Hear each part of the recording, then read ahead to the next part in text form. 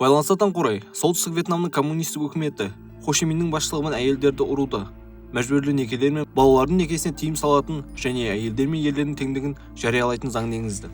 Солтүстік Вьетнамның әйелдері америкалық басқыншыларға қарсы соғыстың маңызды қатысушылары болды. Вьетконг қатарында кем дегенде 1,5 миллион әйел солтүстік Вьетнам қарулы күштеріне қызмет еткен немесе соғыс кезінде жауынгерлерге көмектескен. Олардың кейбіреулері жаралыларға қарады, жүк тасып құпия жолдармен жүрді, тыңшылық жасады, америкалық армияға қарсы торлар мен тұзақтар орнатты.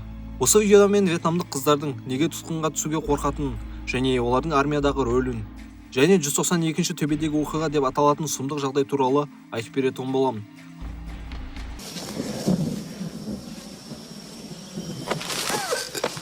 Она вьетконговец.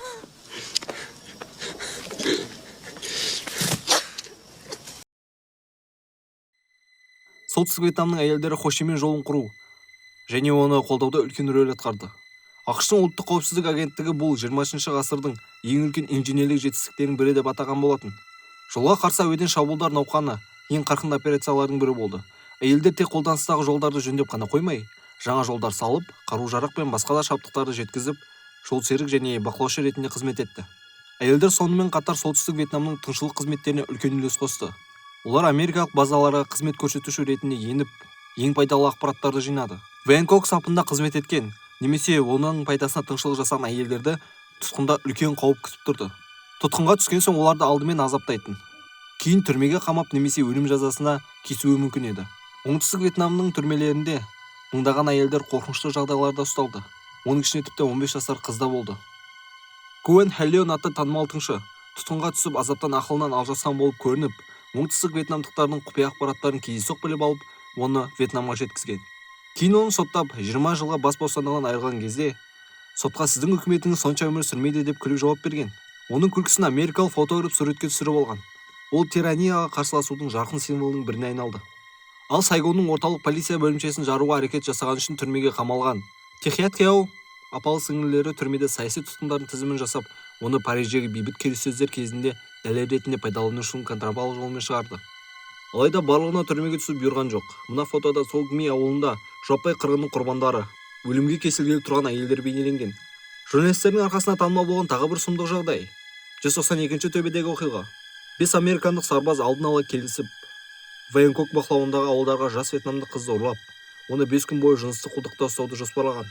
Олар өз жоспарларын жүзеге асырып, 21 жастағы қызды таңертең ұрлап кеткен. Кешке лагерь құрылып жатқанда сарбаздардың бірі қызды зорлаудан бас тартты. Қалғандары қызды кезекпен-кезек зорлады. Келесі күні Вьетнам жауынгерлерімен атыс болды. Сол кезде қыз қашуға әрекеттенді, бірақ оны атып өлтірді. Бұл оқиға туралы Брайан де Пальма 1989 жылы әскери шығындар фильмін түсірді.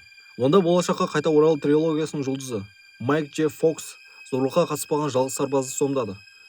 Дегенмен фильмнің соңында да ол қызды құтқара алмады.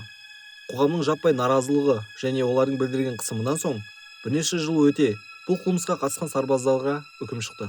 Оларға ұзақ мерзімде бас бостандығынан айыру жазасы тағайындалды.